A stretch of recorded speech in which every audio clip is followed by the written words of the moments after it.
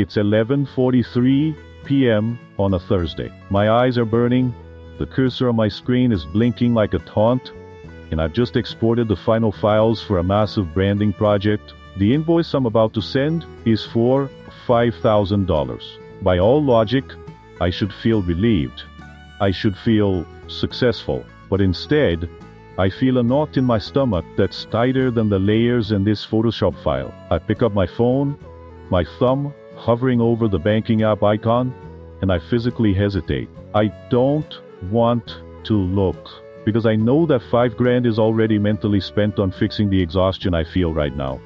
Hey everyone, Alex here. I'm a designer, a storyteller, and for a long time, I was a professional, financial, self-sabotage. If you are a creative freelancer, or really anyone who pours their soul into their work, you might recognize this pattern.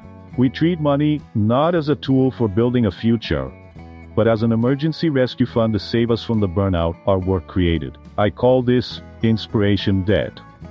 It's a subconscious cycle where we earn money, feel drained by the effort it took to earn it, and then immediately spend that money to feel human again. Today, we are going to look at why we do this, why the starving artist mindset is actually a spending problem, and how I finally broke the cycle to start building real wealth without losing my creative spark. Let's really unpack the anatomy of this inspiration debt, because it is insidious. It hides in plain sight, disguised as self-care or professional investment. Picture this. Last year, I landed a dream contract. It was the kind of work that looks amazing in a portfolio, a full identity refresh for a tech startup. But the timeline was brutal.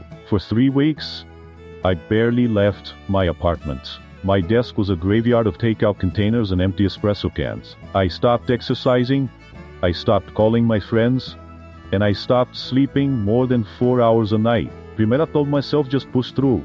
Alex, the payout is huge. And I did. I pushed through. I delivered the work. The client was ecstatic, but the moment the wire transfer hit my account, something clicked in my brain. It wasn't a desire to save, it was a desperate need to escape. I felt like the work had taken a piece of my soul, and I needed to buy it back. So, what did I do? I didn't pay off my credit card. I didn't put money into an index fund. I booked a flight to Iceland. I bought a new high-end camera lens I didn't need. I upgraded my entire wardrobe because the old me felt tired, and the new me needed to look fresh to stay inspired. I convinced myself that these weren't expenses. They were necessities for my creativity. Primero I told myself, I need the sip to refuel my creative well. This is the core of the sabotage. When your work requires high emotional output, your brain demands high emotional input to balance the scales. You aren't buying things. You are buying dopamine. You are purchasing a temporary relief from the stress cortisol that has been pumping through your veins for weeks. The problem is, this cycle keeps you at zero. Actually, it keeps you below zero, because inspiration debt carries interest. Every time you use your paycheck to heal the burnout from the last project, you are stealing from your future freedom. You are essentially working just to fund the recovery from working. It's a hamster wheel painted in gold leaves. I remember looking at my bank account after that Iceland trip. I had fantastic photos, sure, but the anxiety was back. The number in the bank account was dangerously low again, which meant I had to take on another high-pressure project immediately just to survive. The panic of the empty account fueled the burnout of the next job, which fueled the need for the next expensive reward.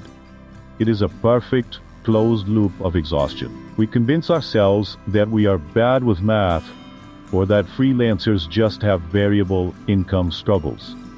But that's a lie. The math is simple. The psychology is what's messy.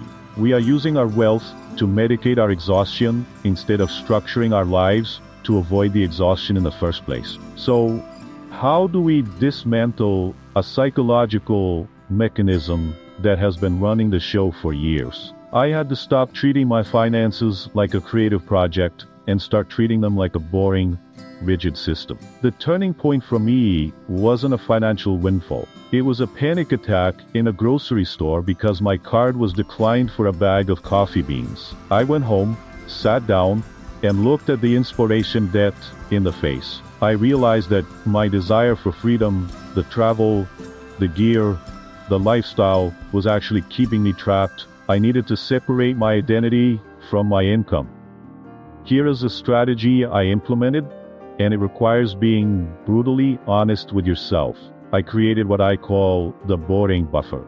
I opened a bank account at a completely different bank, one without a good app, one that makes it annoying to transfer money out. I nicknamed this account the Freedom Generator.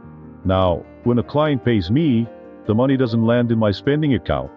It lands there. I pay myself a fixed, modest salary from that account, regardless of whether I made $2,000 or $10,000 that month. This flattened the emotional roller coaster. When I land a huge gig, I don't feel rich. It feels stable. And when I have a slow month, I don't feel poor. It feels stable. But the biggest shift was dealing with the burnout spending. I realized I couldn't just use willpower to stop wanting to spend after a hard project.